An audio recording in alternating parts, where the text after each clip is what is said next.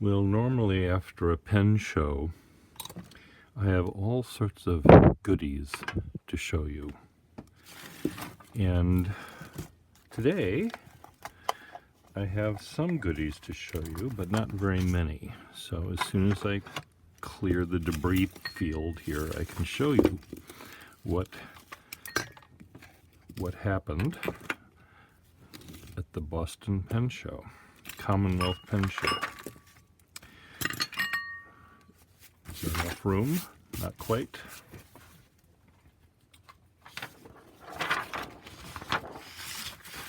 How's this? Is there enough room now? I think so. So the Commonwealth Pen Show was in a brand new venue, which, unlike a hotel ballroom, actually had some character. It was an old armory building in Somerville, and it was quite fun. It had a, as Hemingway Jones might call it, a dark alchemy. No, what's the word he likes? Something like that. I don't know. There were black tablecloths in this big turreted building, and it had atmosphere. What does he call it? Dark academia. Anyway, so I sold a bunch of pens to many people who were customers of mine in the past, and a couple of people that were brand new. I always enjoy showing people brand new to fountain pens what I like about them, and what they can expect from an old pen, and how an old pen differs from new ones, and all that kind of stuff. And then I usually go around and try to find a pen for myself that I don't have and might want, or buy pens that I can fix and repair and sell to you and you and you. I didn't find any pens to sell to you and you and you. However, I think many people are holding on to their, quote, junk pens. And what I mean by a junk pen would be a pen that maybe has a hairline crack and a cap lip, because they know that they can use the parts of that pen fixing a different pen they have. Before, they used to just throw them in a box and have them for me to find parts that I needed to go with the parts I have. So those don't happen so much anymore. So I didn't find anything for you guys. I did find a few pens for me, and one of them, only one of them, sort of is particularly special, and the particularly special one is this. It's a Waterman. Now, normally I don't like European-made pens, because it just means I'd have to collect all the other European-made pens, and I don't have enough time in the day to do that. So this is I believe, a English-made Waterman in sterling. And what's neat about this pen is I showed this to many pen experts, people that know more about pens than I do. Yes, that's very easy to do. But these are people that have been collecting for decades and know all sorts of history of all sorts of pens, and no one had seen this pen before. And what's interesting about it, you say? Well, part of it had to do with this clip. David Nishimura said, it's the crimped, the clip that was a later clip that's crimped into the cap, so you don't need the rivets, but it also has rivets, so it's sort of doubly secured. And so it's like, he said, wearing braces and a belt and braces. I liked the name or the engraving on it, the DNBB, I think is quite lovely. That made me smile. Jonathan Steinberg looked at this pen and he noticed something which I don't think I did at the time I bought it, but where the chased vertical lines, longitudinal lines are thin here, many of them thinly spaced, and they toward the ends of the cap and barrel they get more widely spaced. So there's that. It did have a Waterman number 2 sized 14 karat nib with CT, not KT, or the English way of spelling. I don't think there was a lot of iridium on the nib. It was a little bit raspy, so I did a nib replacement with an American-made nib. But I'll probably put the original one back on here. This pen is probably not one that I'm going to be using that much, just because it is a little bit rare. Or maybe I'll use it at home rather than carrying it around with me. I'm not quite sure.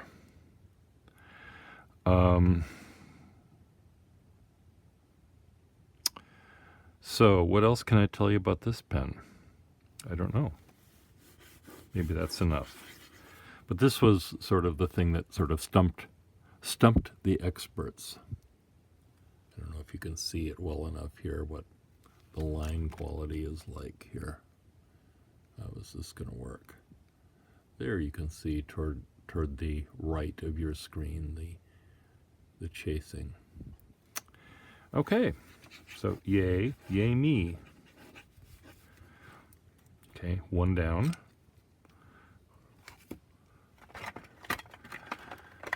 The next pen I bought was this little set.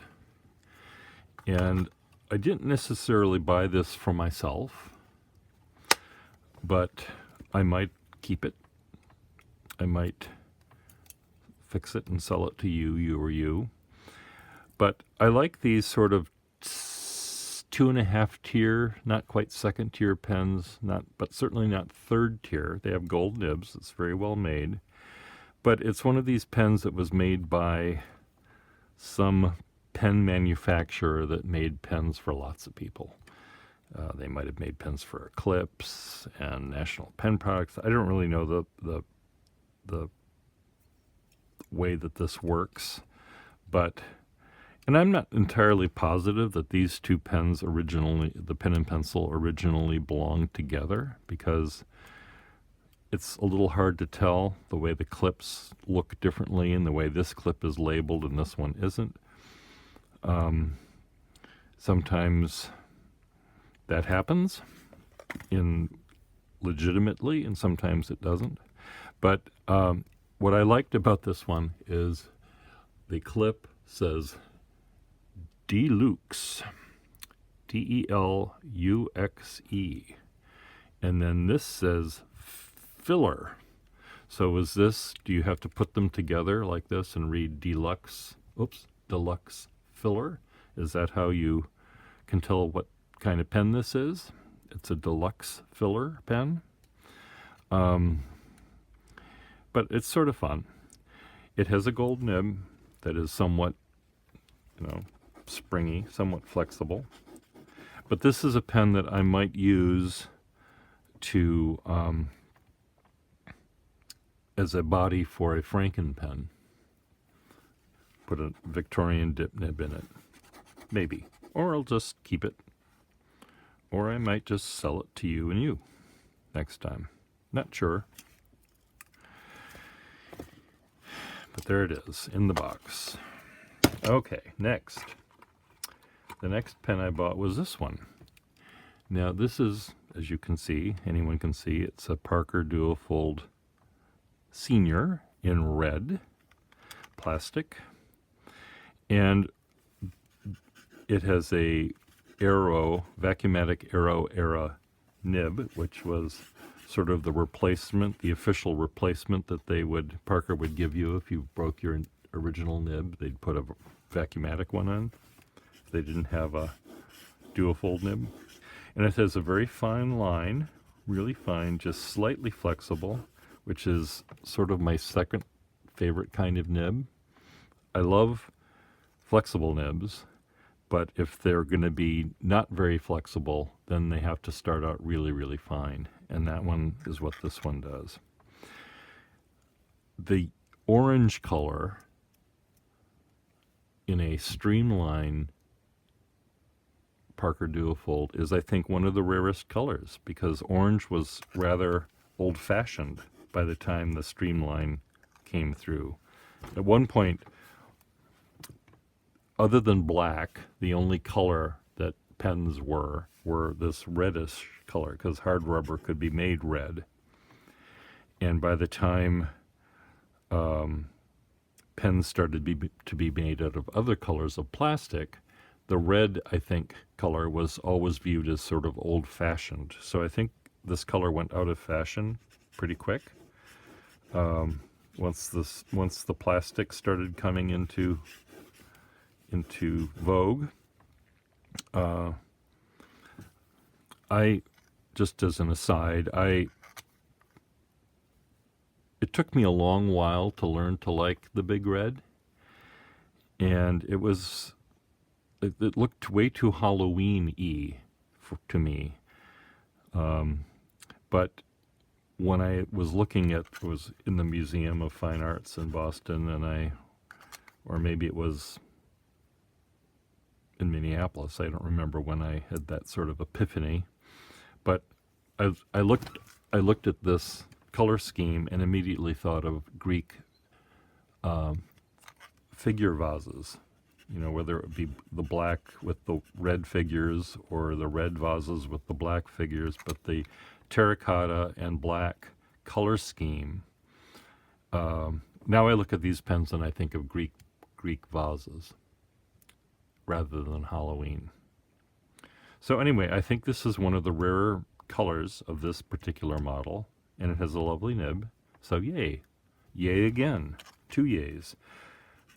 This is a yay, and this is a yay, and maybe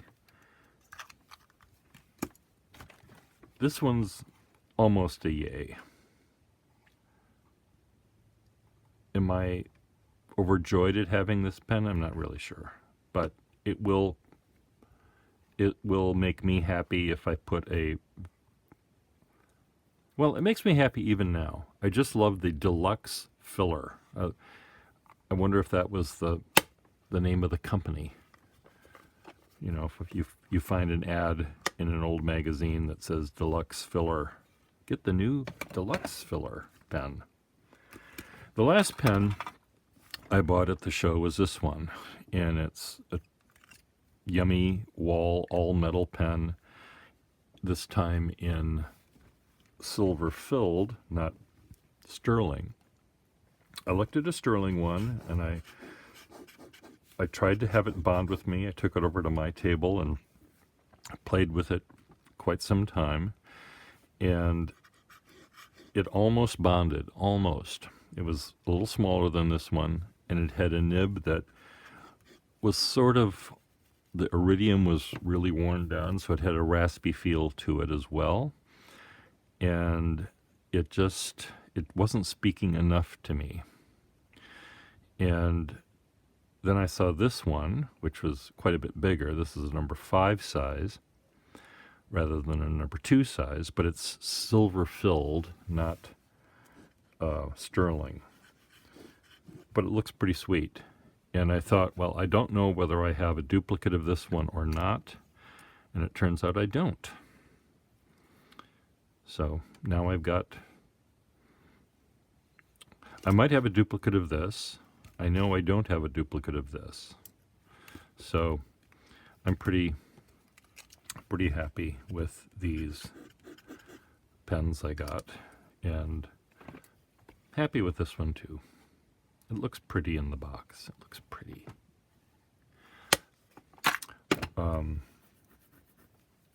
I'll probably find some nib that I like better than this one,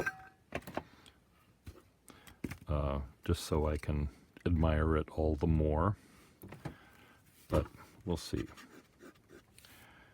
Anyway, that's what I did. I did have a fun time. I talked with a number of new people. I talked briefly with Hemingway Jones, who showed up, but he wasn't feeling very well, I guess, and left early before we had a chance to sit down and chat. I was hoping to show him a few things that I brought for him. Not to sell to him. I wasn't trying to sell him anything, but there were some things that I was hoping he would enjoy trying. And he promises me that he will plan a time to meet with me. I met a customer that bought a pen from me 20 years ago. He told me 25 years ago, he said he was buying a house. He was going to buy a house, and he wanted to buy from me a fountain pen to sign the papers with. And I don't remember him from the time he came by, but we had a nice time talking anyway about it. I did meet another guy that he came to my place, and he brought a Mont Blanc pen with him to me, and I looked at it. I didn't see anything wrong with it. I took the nib out, and I just, looked at it under my little loop and everything. Everything seemed fine. He said he was having a hard time making it work, and I convinced him that it's the paper he was using. The paper wasn't good enough, and he tried better paper, and it worked. So it was nice seeing him in person. He said to me how much better he enjoys writing with his pen, and I gave him some suggestions on new paper to try. Anyway, I probably sold, I don't know, maybe 15 or 20 pens. 15 pens. I sold some art that I did. That was nice. I'm sorry that I'm sorry and also glad that I didn't buy pens that just to flip and sell to you and you and you, because I have enough pens of my own that I'm trying to decide which ones to sell to you guys. But for the second day of the show, I sold so many of my flexible nibbed pens that I had for sale that I took out of my keeper drawers here some flexible pens to sell to new people, and thankfully I didn't have that many people buying them on the second day of the show. The second day of the show was quieter than the first, so I can put almost all of those back in my collection. But anyway, so there you have it. Not much of a haul this time, but I'm happy. Are you happy? Bye.